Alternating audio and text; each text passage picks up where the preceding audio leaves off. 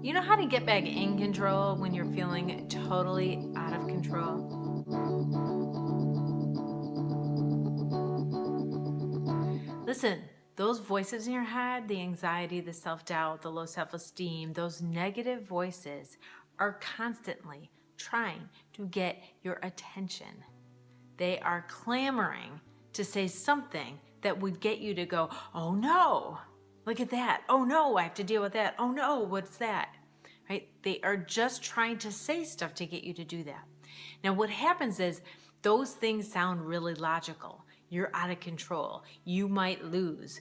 You might mess things up. People might not like you.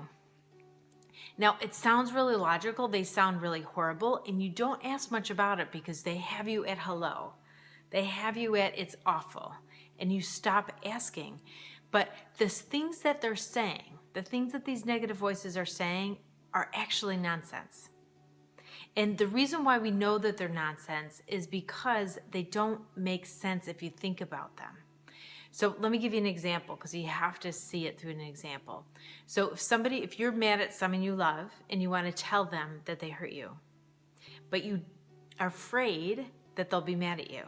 So you have a lot of anxiety that they'll be mad at you and you don't want to tell them how you feel. And so you stuff it all in there, right? And keep it. Well, listen, you're not afraid. You might be, so then you ask yourself, okay, what am I afraid? What would happen if they get mad at me? They might leave me. Right? So there's the fear of abandonment. They might leave me. But you're not afraid that they might get in a car accident. You're not afraid that they might get cancer. You're not afraid because those things you're just not thinking about them. Now, somebody else with anxiety might be thinking about those things and could really not worry too much if they get angry, right? They think cancer is worse than angry. Some people be like, anger is worse. I can handle that, or that's unlikely. Whatever you say to yourself to get you not afraid of those other things, equal risk, right? Equal risk. I mean, we never know what's going to happen in life. I'm not trying to scare you. I'm just saying that we get scared of some things that are possible, and we are not scared of other things that are equally possible. And that's how we know that anxiety is nonsense. It's telling you nonsense lies. And you're like, but it is possible. Yeah, a million things are possible that you're not afraid of. It randomly chose this one and told you this one was important. And you're like, oh, that's how you feel out of control so much, is because anxiety is constantly trying to get your attention with all these things that you're out of control of. Over. Now, equally in your life, you have control over many, many, many things. Though if anxiety is in your head a lot, and you feel out of control a lot, and you feel really upset and worried and overwhelmed a lot, it's because you're focusing on all those things that you have no control over, instead of focusing on all the millions of things in your life you do have control over.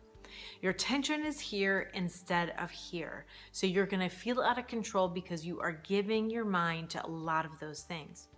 So all you have to do is take your attention. This is a practice. This is not like, oh, okay, I know it and I could do it. This is something that you have to practice every day. When you notice your mind here, you have to try to be like, oh, okay, yeah, I understand. No judgment.